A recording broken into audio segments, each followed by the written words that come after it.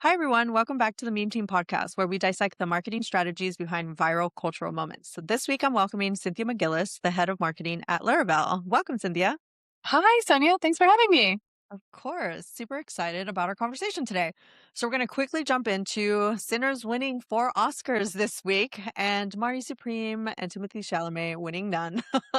And kind of, I just want to talk about what I think happened. Timothy flew a little too close to the sun, and instead of becoming somebody that people wanted to root for, it became somebody that you wanted to actively kind of tear down based on how he was acting, what he was saying. I don't think it was necessarily the ballet and opera thing, though that didn't help. I liked the original campaigning of Body Supreme. I think it was definitely needed in order for the movie itself to cross 100 million domestic, which was the first for an A24 film. That wouldn't have happened without this marketing and his campaigning. I think where it flipped was when the Oscar campaigning kind of happened, right? Because he won the Critics Award, he won the Golden Globe, and then he started talking about how he's in the Venn diagram of the best cultural influencers. And at that point, Oh it boy. became a little absurd, you know? I don't think the whole, him having his partner Kylie Jenner there, helped either, because that just kind of like flipped it over from him being like a movie star, an A-list movie star to kind of like, but you're dating this like, A-list reality star. But that's Yeah. different from an A-list movie star.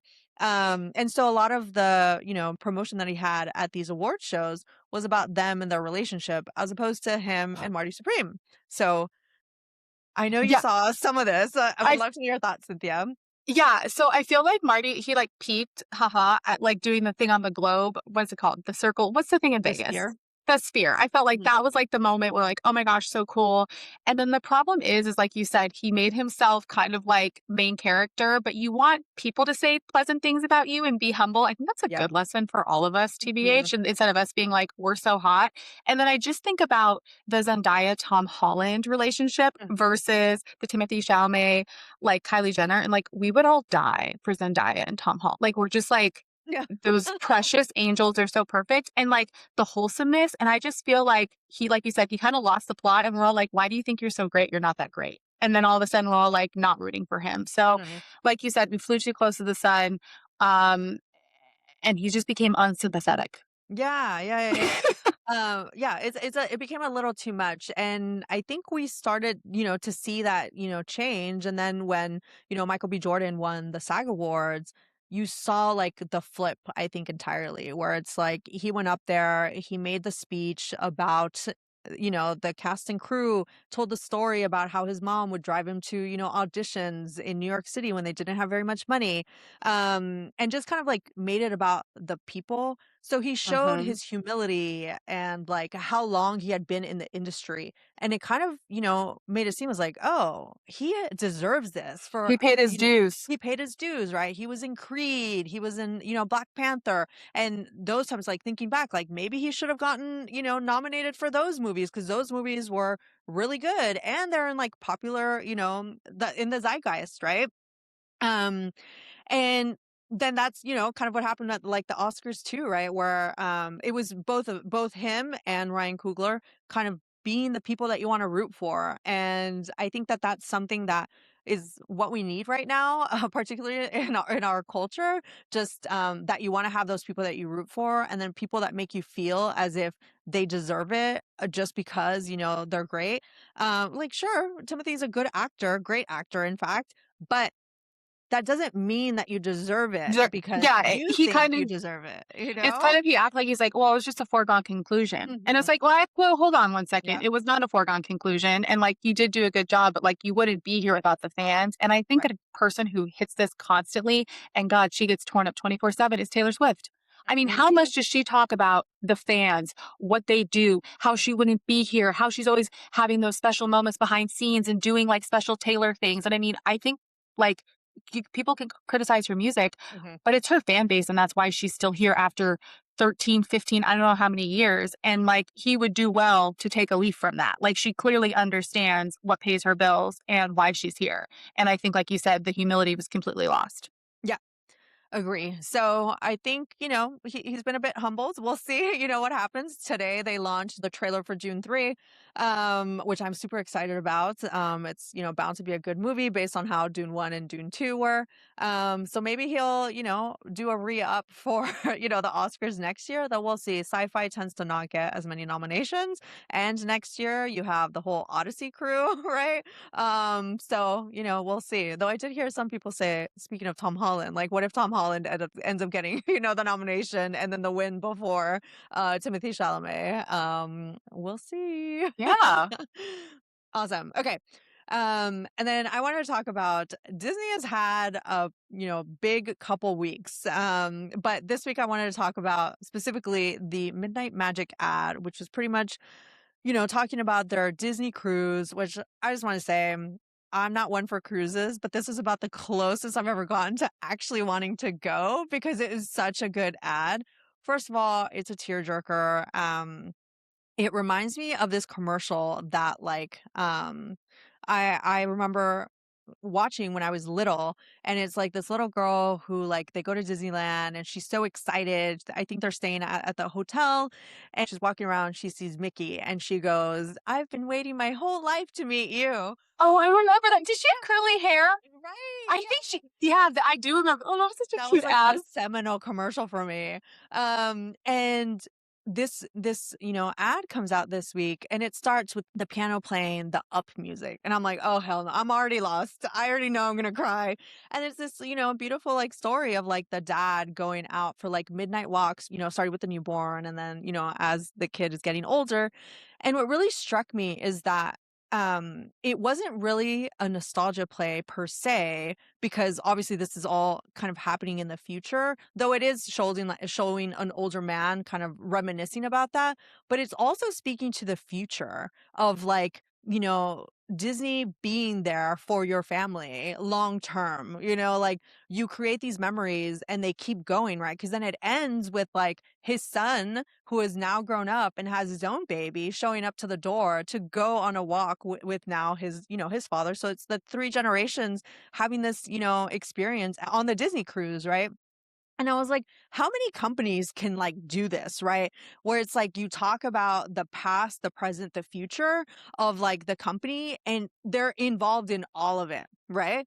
And I think this is really showing like how the new CEO is coming in and they're really going to be like, this is what Disney is. This Disney experiences that you have and that they pull at the heartstrings and make you have those, seminal memories with like your family that makes you want to like the company and just be a part of the Disney family. So I thought it was such an amazing commercial. And I was crying at the end. Dude, um, kid but stuff, once you have kids, you're just in tears every time. You're like, I dang it. know. But I was like, isn't that so smart, right? Where it's like you have parents by I mean the literal fucking balls, right? They're doing the Bluey experience this year at Disneyland. They're doing the Bluey movie next year. They just, announced that they're doing Disney Verts, which, we'll see, we'll see about that. But what I do like about the possibility of Disney Verts is that if it's a closed system that competes against TikTok and YouTube, but only has Disney content, I think most parents would be open and amenable to having their kids swipe through Scrolling that on that instead instead of of, the open YouTube internet. shorts, which like you can't really have parental control. Yeah. You can't really, and then TikTok, I mean, that's a mess, right? Yeah. Like I wouldn't trust my kid to be on TikTok at all. Totally.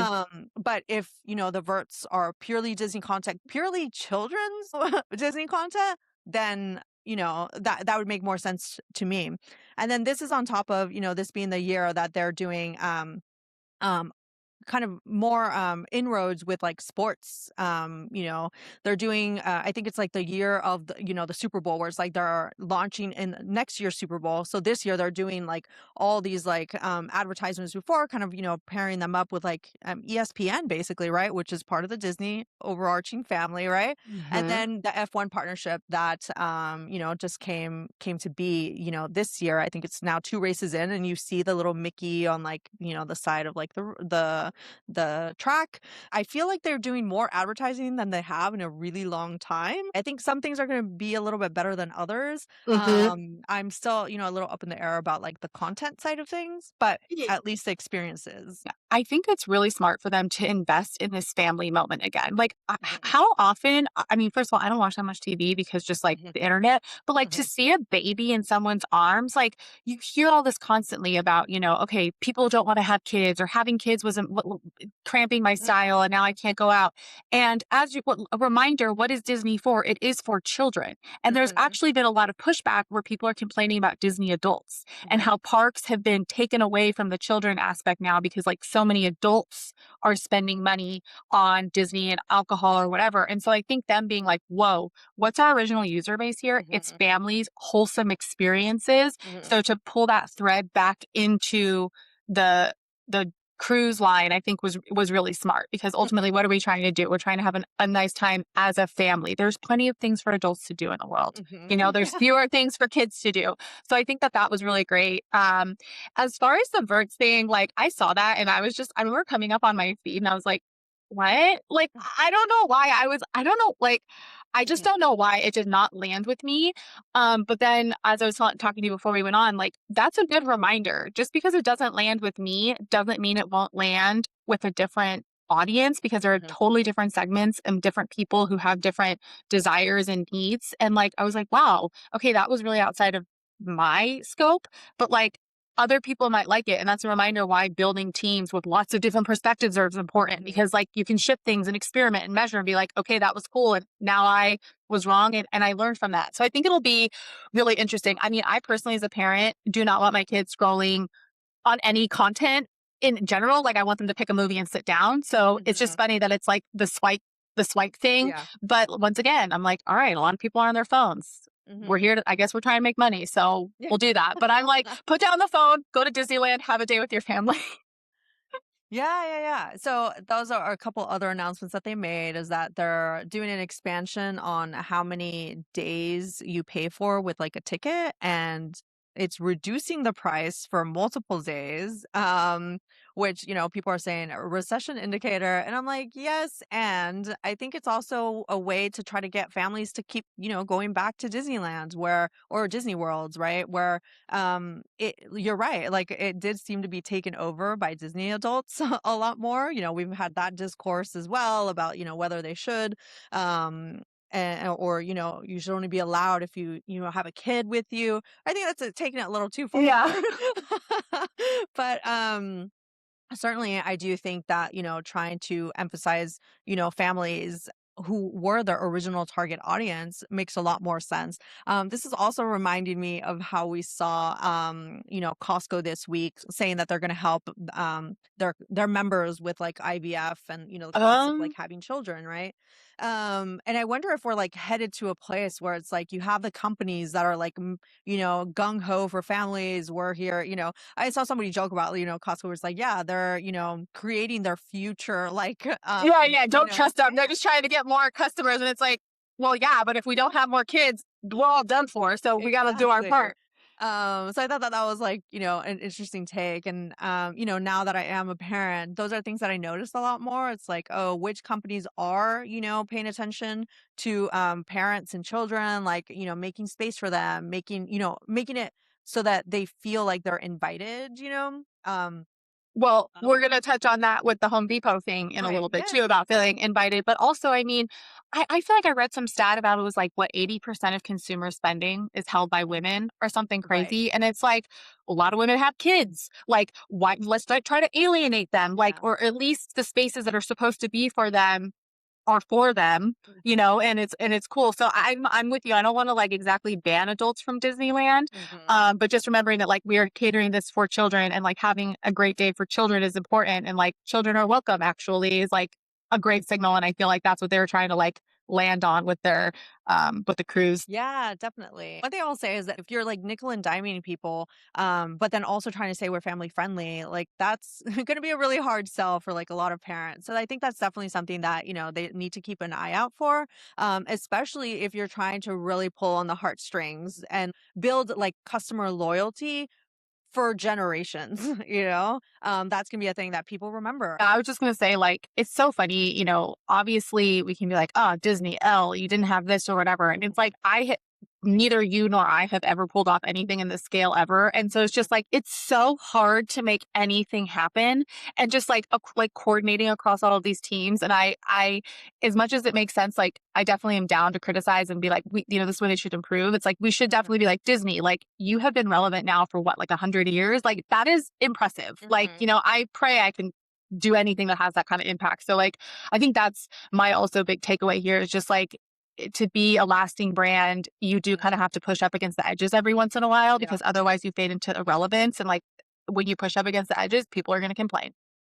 Yeah. So I mean, I think that was one of the biggest takeaways here where it's like if you are a brand that has that type of legacy that's long lasting and generational, reminding your customers of that is exactly what you want to do, right? So I think what worked for me here was the whole idea of it being like the past, the present, and then the future, where it's like there are so few companies that can actually speak to that, not just time wise but on different levels, right? Like Disney is able to do that because they got you by like different purse strings, right? It's like they got you at the movies to go and like see what's coming out. They have you with the Disney experiences, they have you with like the content that they're creating on TV, and then now they have like these cruises. So it's like there's all these like different channels for them to like bring people in. So it's good for them to remind you that, the experience as a whole is still a Disney experience and they're bringing it all together, but still showing high quality of it. Across all those avenues. And you can quibble, some shows are not great. I mean, Star Wars and Marvels have kind of, gone off the rails. But I trust that they'll come back, and try to like make it work. And then Hmm. now that, Bob Iger is leaving, I'll be curious to see what the new CEO and the new, president do. Okay, so a couple more lessons here, is that the best ads sell a feeling, not a feature. This reminds me of the Chevrolet holiday ad where they did a similar, passage where it's like you have the parents in the car and then they have the kids. So it's like you see the different stages of their life and then the car being the same throughout. So I Mm. feel it's like you're, really touching on these like levels of it's not just nostalgia, it's like human, feeling. And I think at a moment when a lot of us are questioning whether AI is going to come and become like the default like way to make ads. I mean, we saw the McDonald's AI commercial and the Coca-Cola AI commercial, right? That ended up failing because you can't translate those feelings into, the ad itself. When you are able to capture these moments, use that because that's what people are looking for right now. People are looking for like good vibes and like good feelings. Um, and And then, human connection.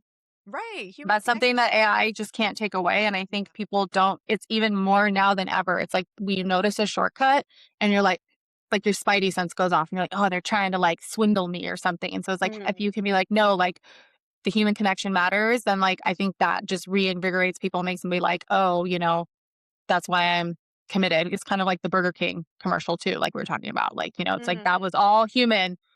CEO, human calls, no AI there. And people are like, okay, Mhm. it's real. Yeah, definitely. Say, okay, so my topic is the Staples baddie, which that's just what, like, when I Googled, I was like, Staples TikTok, and like Google said Staples baddie, and I was like, okay, cute. Okay, so Staples baddie is a woman named Kaden Boland, who is a 22-year-old print specialist at a New York Staples, who went viral on TikTok, basically like a couple weeks ago for her authentic ASMR style and slang heavy videos highlighting the store's services. So like she's literally creating TikToks talking about like direct mail or like how to make a big flyer, just to give you an idea. And like in her Staples uniform, and her content has generated millions of views and increased foot traffic, with Staples acknowledging and exploring collabs with her. So first of all, I think like the analysis here is like Staples did not fumble this. Like when you sent me, I think you sent me a link from Rachel Carton, who I love, and she was like, we're just asking, praying for brands, not to screw up. And it's like so true. It's like, guys, when someone hands on you a silver platter, I love your brand, all you have to do is amplify that. And for some reason, it's so hard every time. And I don't know why. Is it because these are big organizations and there's approvals or budget or they don't know who needs to do what? But Staples nailed it. Kaden ended up filming a TikTok where like she's at Staples, of course, and she's receiving like 2 dozen red roses from Staples being like, "Here your flowers go. Thanks for working so hard." And she's like, "Staples, we're official," and like, whatever. And everyone's like, "Yay, Staples." And I mean, the fact that like we're cheering for Staples. Yeah. I mean, when is the last time you've been inside of a Staples? Like, I don't even know. So it's just been really heartwarming, very pure. Like, and that kind of goes back to like, hey, we like just want somebody to root for. Like, we just want to be happy. Like I think is really great. And for me, I know you mentioned it on previous episodes, but I just think about the Anthropic Claude bot fumble where literally the product was named after Claude. And instead of being like, thank you, Pete, that was the creator, Mhm. they like sent him a cease and Yeah. desist and then OpenAI hired him. So what not to do versus what to do, be like Staples. Don't Mhm. be like Anthropic, even though in general I really like Anthropic, but Yeah. yeah.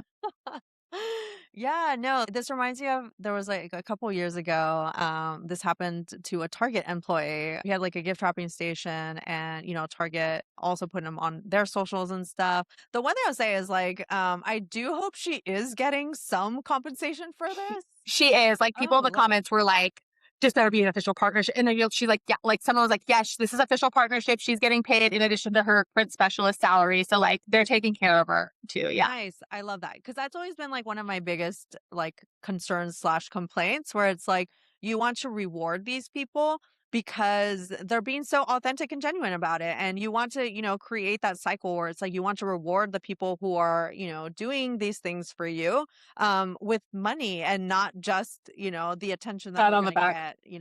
get. So it's pretty cool. I like that they're doing that. I also wanted to bring up that I saw Home Depot is having, a similar Moment situation. today. Yeah. It just, came out today. It was a New York Post article saying how, moms are taking their kids to Home Depot because it's like the original busy board, right? Where it's like you have these different textures and, colors and things for them to do. And I saw somebody else tweet that, hey, you can take your kid on Saturdays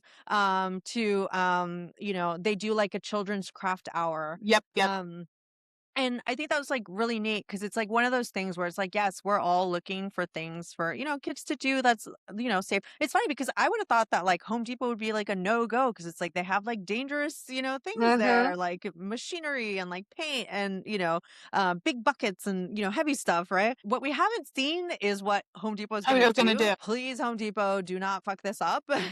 Like, use it as a way to highlight, moms that do take their kids to Home Depot. Yeah, I was looking at their social and like they talked about like something with like March Madness like a couple days ago. So it looks like they kind of have a social presence. I mean, for them it'd be so easy to be like, hey, yeah, come by. By the way, the Mhm. first Saturday of every month, we have our Right. kids builder option thing, which like my son has gone to with his grandparents and he Yeah. has loved it. And so it's like as a reminder, we're a great place to come. And like, Mhm. even if you just need air conditioning to push around. I mean, Right. there were some people who are like, Home Depot's not for kids. Rah, rah, rah. I'm like, all right, whatever. But I think it's like we talk about UGC, user generated content. It's like FGC, fan generated content. Mhm. And then even like EGC, employee generated content. It's like every single person now in this age can be a detractor or a booster of Right. your brand. And like, just ride that wave instead of trying to fight against it or have this like perfect brand narrative. Like Yeah. sometimes you just got to take it and run. Mhm. Mhm. Yeah, that reminds me. There was some viral tweet and I always like remember this cuz she's like, "Why are people taking their kids to Costco?" And I'm like, "Are you Are you kidding me?" tell me you don't have a kid without telling me you don't have a kid? Costco is the one store that has a two-seater cart that both of them can sit in. Of course, families take their kids there. And who else is shopping for bulk, you know? And the Um, $1.50 hot dogs, we're all going out for right? $10 tonight, baby. Like, Exactly. So it's like the companies that are becoming like family friendly and are thinking about how they can invite, more families in, I think are going to be a lot more successful than the ones that are trying to spurn, people for being like genuine and authentic. And, talking about what you're saying about like user generated content and all that, like For most marketers, that's the goal. That's end state. You want your like fans to be developing content for you, right? It's funny because talking about, Claude, Claude just launched Claude ambassadors, right? What do you Hmm. think Pete was, right? Like he was one of the biggest Claude He's ambassadors literally out the there. first Telling Quad you ambassador how ever. to right. So I wonder if like they could have talked about that and been like, "Hey, we know we fumbled that. That's why we're now creating this new Cloud Ambassador program." I talked about this last week. I think it's a win. They're acknowledging that getting ambassadors to speak about our product and promote us by talking about what they're building and how their use of AI is changing their lives is the best way to create, user generated content. Without it being, completely organic, right? But here you have examples of companies doing it with like the gift handed, to them from like users or employees, right? One of the lessons learned is how can you give fans, employees, consumers um, an easy way to create content for you, right? Like obviously, you don't want your stores to be overrun with, a bunch of creators. Like we've seen, with Target, right? Like Target for a while there became like a place that a bunch of content creators were just creating content, like and involving like the employees without them actually wanting to. So there do have to be guidelines that you're doing in order to make sure that your employees are safe. But you also want to be able to, kind of create that content and make it easy for them to do that. Yeah, I mean, I think the biggest thing, like for me, takeaway, like I work in B2B land, which is like boring, right? Yeah. But I mean, like, I mean, compared to like cool, Sure. fun, cute consumer things. But I mean, at the end of the day, like, what am I? I'm telling my team, I'm like, guys, we are selling problem solving. If we do not solve customers' problems, we don't get to come to work every day. And so, like, I think the thing is like, how can I bring more emotion and have, show customer stories and showcase use cases and make people happy? Like, that's applicable in business settings too. And it's like, I think people kind of sometimes think like, oh, B2B, B2C. And it's like, well, who are on buying committees? People. And do Hmm. people have feelings and problems? Yes. And so I think that's also something that I'm kind of taking away is I'm like, how do I elevate and amplify my community's voices and, my employees' voices, even though it's just software? Hmm. No, but people are buying the software, right? So it's like I want to hear from another person why your software is something that I should buy, right? And I I don't mean, like always need to hear it. Right. Notion obviously absolutely crushed it on this with, like their Notion ambassadors and it's Right. cute and the little block. So I mean, obviously you can have a software and like have an identity and feel that way. But I Mhm. feel like a lot of people will be like, oh, I sell, to businesses. So like I can't be fun. And it's like, there's probably something you can learn. Yeah, yeah, yeah. I mean, yeah, I think the whole point of this podcast is to show you the different things that you can take and what lessons you can kind of, transform to fit your own company and your own marketing strategy. Anyway, that's what I hope people are doing. Which I think leads me to the next topic, which is this AI CMO that went viral selling a $99 fantasy. And then the comms position that went viral today that Stripe is hiring for. And I thought it Oh, was yeah. such a stark, reflection of the decision that companies have these days of the type of marketing that they want to do. So Okara launched this week an AI CMO that costs $99 per month that deploys AI agents to handle your SEO, content, social, community engagement, and generative engine optimization by monitoring your Reddit and Hacker News and auto generating responses intended to drive traffic while maintaining an authentic tone and manages your Twitter account. The pitch: why would you hire a content writer, SEO agency, social media manager, and community manager when you can have AI do it all for $1,000 a year? And I thought it was just one of those short-sighted early stage startup ideas that only early stage startups think is a good idea. Because if you really break down what this is doing for you, is it's just AI slop for your company that's getting more AI slop from other companies that are doing similar things and then posting that to your Twitter account and telling you that it sounds authentic when we all know it sounds like AI slop, you know? Um, and then, like, meanwhile, we have Stripe posting this comms role that has the opposite philosophy that's showing you that they're not looking for somebody to come and execute a playbook. They want people that are superlative writers who can design microsites, launch podcasts, write keynotes, prep executives, and move from idea to execution fast.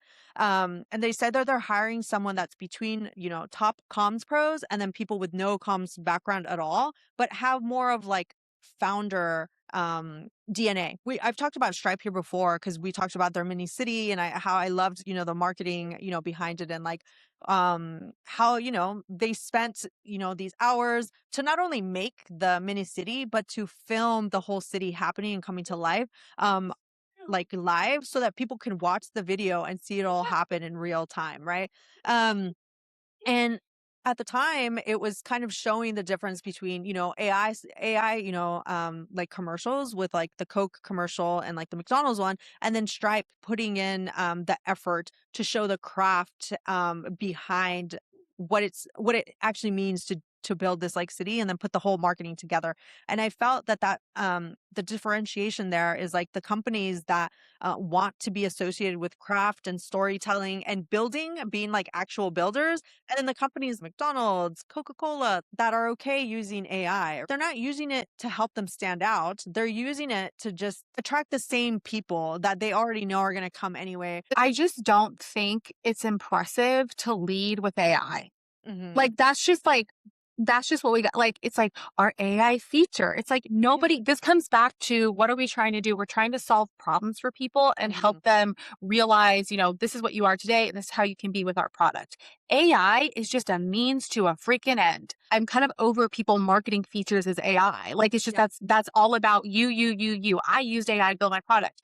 And so the thing is like, we know for a fact Stripe is using AI. They have an entire engineering blog post on how they deploy something called minions, which is like their agents that like go in the background and fix all their bugs or whatever.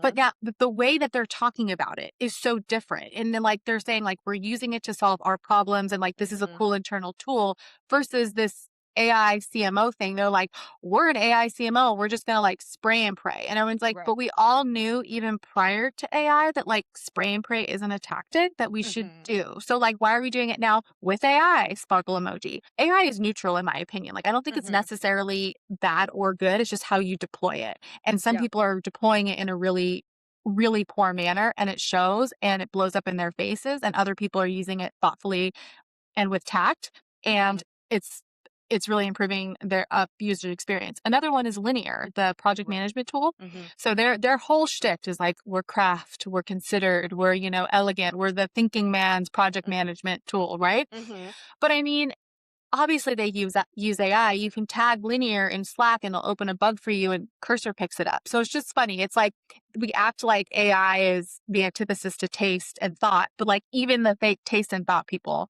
are using AI, but they're just being more thoughtful about it. Yeah. So that's one of the big things that stood out about the comms role was like they're specifically asking for someone who has taste, who has judgment, and is able to, be good at storytelling and the ability to understand what's sophisticated technically, but then also be interesting to human beings, right? Like you have to have both the product know-how and then how to sell the product to humans and not just, label off a bunch of features, right? I think that's like the huge thing that we're seeing now. Like honestly, I'm seeing a lot of like marketing and comms roles like for those larger companies that require more human skills, right? Being able to write, being able to craft a narrative, put together a story, a lot more than they're actually asking for you to know how to use AI. People that are good at that are already curious about how AI can help them do their job. Um, and that's like a thing that like as marketers, we should all be thinking about like what type of marketer do you want to be? Like do you want to be able to like, come up with the strategy and, like the storytelling and the narrative and messaging and all that? Or do you just want to like, let AI kind of do things for you? I think like that's the huge thing that we're seeing now, like the, fork in the road of the type of role or job that like you want as a marketer. Yeah, would love your thoughts on that because I know like, you probably use AI. Like, how do you kind of think about the separation or, the inclusion of AI into your process and workflow? I use AI a lot because I work at a very engineering-led organization. So like Mhm, it's just you just don't have the option to be like, I don't know how to use AI. mhm, What I've noticed is like I think AI has been really helpful at synthesizing and helping me kind of be like, okay, well, I've got a lot of like open tabs in my brain. Like, what am I trying to do? But it cannot build relationships. And that's the thing that I just keep going back to is and what is marketing? It's like trying to build a relationship with people at scale, right? Trying to make them feel something and, identify with your product and purchase it. And I just keep thinking about the relationships that I have to build internally in order for my org to be successful. And I'm like, AI can't do that. What it can do is it can be like, hey, this is your list of to dos. Don't remind this. You forgot that. And so it helps me with transactional stuff, which I think ultimately frees up my brain to like think about the higher order level things. mhm, But I don't think AI is gonna like you said, it can't write, it can scaffold out the brief for you. I think it really mhm, helps with the blank page problem, which I'm sure like yeah, you and Nathan talk about a lot because mhm, he's a writer. It's like mhm, you're like, I don't know what I'm gonna do. And you're like, okay, right, AI gave me a draft, and you're like, okay, this sucks. But now I have something I can work with. And you start, mhm, I think it's super helpful for that. yeah, And like it can be kind of a partner. But ultimately, at the end of the day, I think you have to have your own real world experiences and actually, your work that you're putting out there, seeing how it responds and then like updating your priors and fixing it. I just don't think that AI is to go back to the AI CMO. You can't just push a button and have your agents do everything for you. I mean, yeah, customer research, talking to people, hearing how they interact with your product. mhm, I mean, you need that, yeah, yeah, you yeah. know? Yeah, yeah. Yeah. One thing I want to call out here is how they flagged Reddit and like Hacker News being like where the AI CMO would be posting for you. And it's funny because those are two of the most like heavily guarded platforms out there, right? Like Reddit is well known for like kicking They're gonna people out. take you down. Like Yeah. if they smell spam, Uh-huh. like Yeah, promotion, slap. authentic, Yeah. lack of authenticity, they're like, or being like promoting a Mhm. product if you say you're not promoting. I mean, they're gonna, yeah, I mean, it's crazy. So yeah, it's pretty funny. Like, oh, we'll just, get you a post here and you get 1,000 upvotes. It's like, no. Yeah. Do you know how Reddit works? Yeah. And the Hacker News is similar, right? Like, that's meant to be this place that, like, founders can go and like write original pieces or like, have original insights based on original pieces. It's not meant to, have AI slop where you're just kind of like selling your product. Um, I also think it misses the mark on like what marketing actually is, right? This whole idea that it's like, oh, it's just going to create content and like, well, what does that mean? There's different ways to create content this day. There's written content, there's like video content, and like each company needs to have its own method to not only create the content but the type of content that they're making, right? What's going to work for B2B is not going to work for D2C, and what's going to work for like, an early stage startup is not going to be the same for like a later stage startup. And I don't think that an AI is going to be able to figure that out for you. In fact, I think it just allows founders to use it as a crutch to And like feel like delay. they're doing stuff. Like I'm Right. doing stuff, I'm executing. And it's like, well, are you actually selling to customers? Are you actually talking one to one and getting feedback? And Mhm. like, let me be clear, it's hard. Yeah. Like it is hard work. And there's no substitution for that yet. And I, Mhm. I understand that like in this day and age, people can raise money and build something sooner, like faster than ever. And I think we've been saying that it's like, uh, someone said marketing is 100 times harder than coding. Like, Mhm. right? Because it's like, oh, we're all realizing now that we can just make whatever we want. Distribution and attention is actually the hard thing. And it's like, Right. yeah. And the way you get that is by earning trust and solving problems and creating an authentic message, not by spraying AI CMO on Reddit. Yeah. Yeah, yeah, yeah, yeah. But then it also makes me feel more secure about You're my like, job because I'm like, oh, if this is what the people think marketing is. competition is. Yeah, right? Then, like, sure, go hire that, waste, thousands of dollars before Then you come back figure to me. out that, like, oh, we need to actually bring on like a human to do this because they're, better at thinking about it, putting the strategy together, like putting like thinking big picture and little picture. It shows me that I know like what I'm doing is right. Uh-huh. And then using the AI to kind of help me expand and enhance what I'm already doing for the companies, instead of just, assuming that, oh yeah, let me just plug in AI here and have that do the role.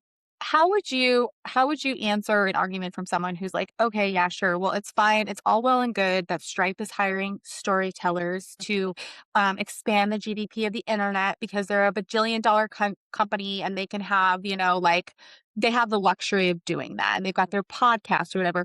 You're like, I'm a startup. I need to get my users now. Like, I don't have time for that. Like, how would you respond to that when you know that, like, in our heart of hearts, like, that is the work and it's so important? I mean, I'd say that they're fundamentally not understanding what the sales and like marketing process is, right? The days of product led growth are behind us unless you are already a name brand that people know or have a founder that people already know. There's like less and less ways for people to discover you, organically, right? Like, where are you going to go? Are you going to go on Twitter? Are you going to go on like, social media? Like, all those channels don't work as well as they once did. The main question is, how are you going to get in front of your customer if your customer doesn't know about you or how to find you? And then on the flip side, like, how are you supposed to like, find your consumer? And I think that that's where people kind of miss the mark on like what marketing is. Like, marketing isn't just like, we're putting ads out, and then people will find us that way. Like, no, you still need to know what type of ad, where to put the ad, like what should the ad say, what's the messaging, what's the point, how are we positioning what our product is and how it's different from all the other products that are like similar. That's what a marketer does. And this like AI CMO is only touching on the edges of like what marketing On the is. tactics. Right, on the tactics. Like, you need the whole like thing. And then like, fine, maybe you can't hire a full-time marketer. I understand that. That's what fractionals are for. Hi, You're reach like out you're to like, me. I'll "Hey, help you. CTA for my business. I love it." Exactly. Um, but no, no, really, like genuinely, there are things that founders can do without even having to do this, hire this like AI CMO. That brings it back to like where you're at, right? Like, what can the founder do to be promoting themselves and the product and the insight of like why they're building this thing, like why they feel that they're the best team to do this. Like, how can you approach the consumer and like talk to them in the language that matters to them, there's Uh-huh. all these like little things that like, can be done easily, like to start from like 0 to 1, that, a lot of companies are like skipping over because they just think, oh, let me plug into this AI CMO and the AI will figure it out. Yep. No, part of you being a founder is you figuring that out, right? Like, figuring out the founder led comms and figuring out the founder led sales. Like, you should be able to sell your product, like for the first, couple sales. Enough that like when you bring in a marketer or you bring in a salesperson, like they're able to take what you created and grow that, Uh-huh. but yeah, what about you? What would you say to that? Yeah, I mean, I think what you said is great. I mean, I think a lot about like the importance of, investing in cool little moments like this or like this editorial stuff. And I'm like, oh man, that's so neat. And I'm like, well, we're just trying to like pay the bills right now.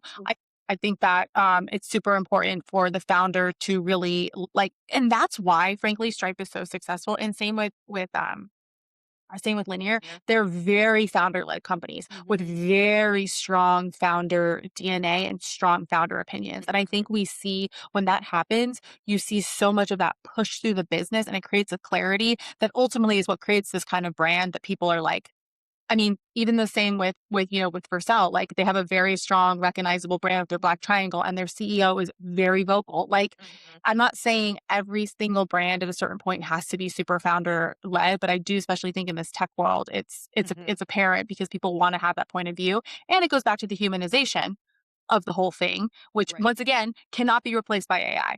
Right. Right. So, Right.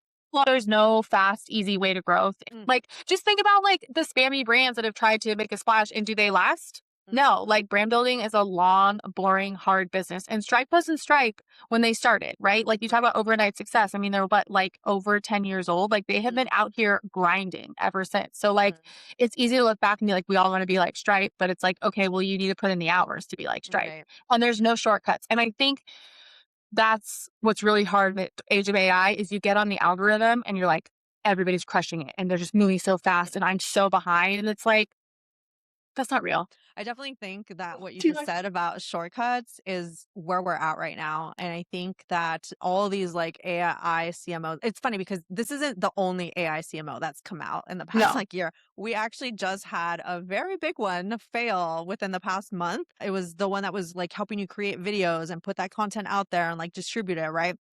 I posted this yesterday. I'm like, for the amount of AI CMOs that are out there, you would probably end up spending more per year if you had to hire all of them to do what one individual like marketing generalist can do. You might as well just hire the human who like can like change and like, make other things happen on the fly. Whereas most of these AI CMOs are very constrained to only do be to able to do the few things that they're able to do, right?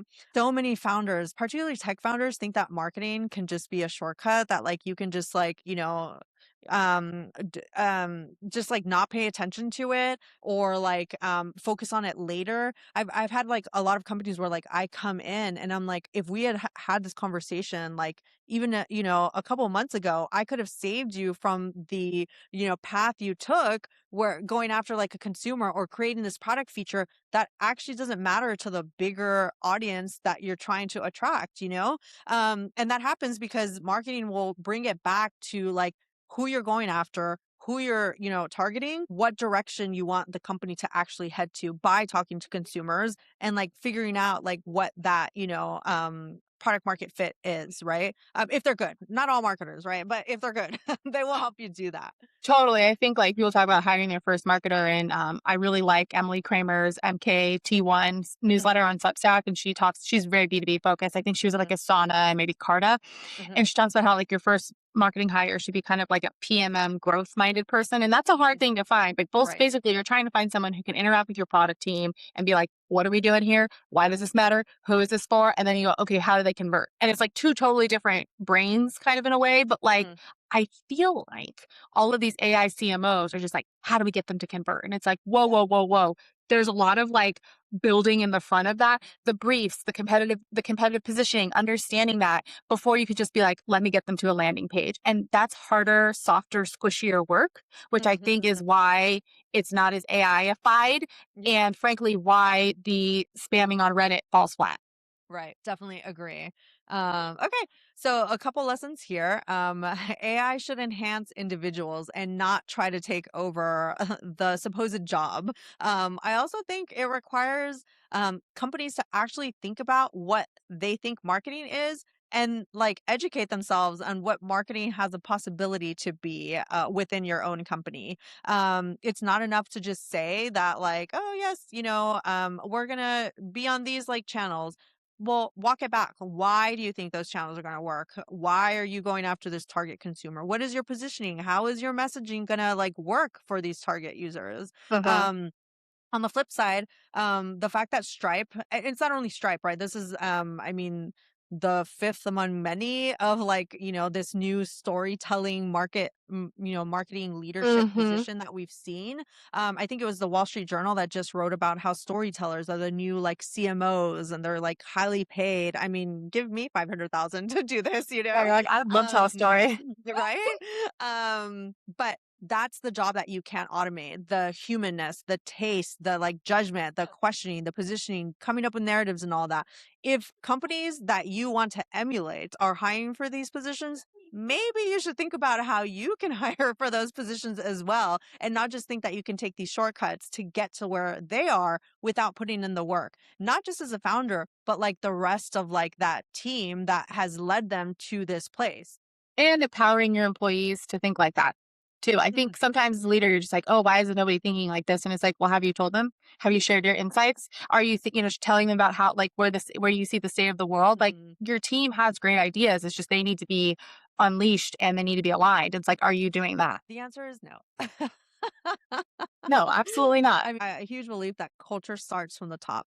And if you're trying to like emulate that, then the rest of the employees that you're hiring will find their calling by wanting to be part of your team because you are like that, you know? Uh-huh. And I think that's like a huge thing that like Patrick and Tommy Collison have like created by being those type of founders, that it attracts that type of employee. Person. Yeah, totally. It's like what they put out and then they bring those more people bring in and it's like a virtuous cycle. Exactly. Okay. On to takeaways. So I think I have like overarching takeaways here. My main one, which I just put out an essay about yesterday, is be the person that people want to root for. We saw that this week with the Oscars with Michael B. Jordan and Ryan Coogler both winning their first Oscars. And I think that also applies to Disney, where it's like now I want to root for them because it's like they're bringing it back to like the families that were the original audience. Like bring more of that, back into not just the marketing, but like the company itself. Like how are you trying to like, make it so that you're, inviting them and making it easy for them to be a part of the Disney family. Um and then also similar with like the AI CMO, like, um, can you think about how many people are going to want to root for companies that are bragging about using an AI CMO to like bring people? Not just because it's my job, but because like I want humans to win. And I still think like humans have, a one up on AI, and I'm actively rooting for Stripe to succeed because it's like they get it. They get that humans are the ultimate users that they're gonna, be promoting to, that their product is for. So be the person that people want to root for. And be a human, Yeah. even in the AI age. Yeah. Uh, See, I think my takeaways are we should still have more kids. It's not over. Like I don't know. I feel like the kid thing is happening right now. I think that's yeah, great. yeah. Also, also I think it comes back to we kind of talk about Mari Supreme, but also with rooting for remember who your fans are and Hmm. thank them and be grateful on your journey, right? So like Yeah. don't get too big for your britches, always be humble. I mentioned the Taylor Swift situation, but also as a brand, I think that's the other thing that Stripe, I don't know why I'm on my Stripe grind today, but I think Uh, Stripe does a really good job about that. Even though they're like yeah. very polished and thoughtful, I think they still really care about their user base and they don't feel like alienating in a way that other brands, like other tech brands can, where you're like, okay, they're not Uh-huh. accessible or whatever. Like Apple can be a little like, we're too cool for school, right? But like, I feel like Stripe is somewhat cool and welcoming. And I think you have to remember when you have a community that's really passionate about you, help them continue that. Don't give them a reason to turn against you, which is like our kind of like the culmination of the Marty Supreme takeaway and the business takeaway. It's like, just help people help you be successful by not being a jerk. Yeah, I mean, that was the reason why I loved the Stripe mini city, right? It was just like, not only did they build a city, but within the city, the different buildings and like stores that were in there were all Stripe stores, right? So it's like Yeah. you're calling it back to like your users that, use you and giving them props for not only using the product, but then highlighting them and their businesses, which is like a cool way to make it about your community, and not just about yourself. People want that sort of like, humility, like we saw with Ryan Coogler and Michael B. Jordan, the way that they accepted the awards. When his cinematographer won the Oscar, he like rushed back to bring her son to like, the front so that he could hear his mom like do her speech, and even her speech, right? She asked all the women in the room to like stand up to thank them as like the ones who had been there before her, all this is speaking to like, what you're saying is like don't get too big for your britches and just like know where you came from. And Remember who you are. and be grateful. It's such a like I have a mentor right now and she's like, Cynthia, it's free currency. It's free currency Mhm. to be grateful and thank people and give compliments. And it's like you just need that reminder, in your personal life, but also in your work life. So yeah, totally. Awesome. Well, thank you so much for joining me, Cynthia. Where can people find you?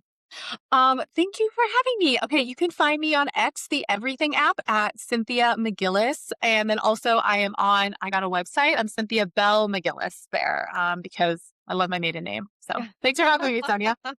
Awesome. And you can follow me at Sonia Bashez everywhere. And then the podcast at Meme Team Pod on YouTube, and then Meme Team Podcast on Spotify and TikTok.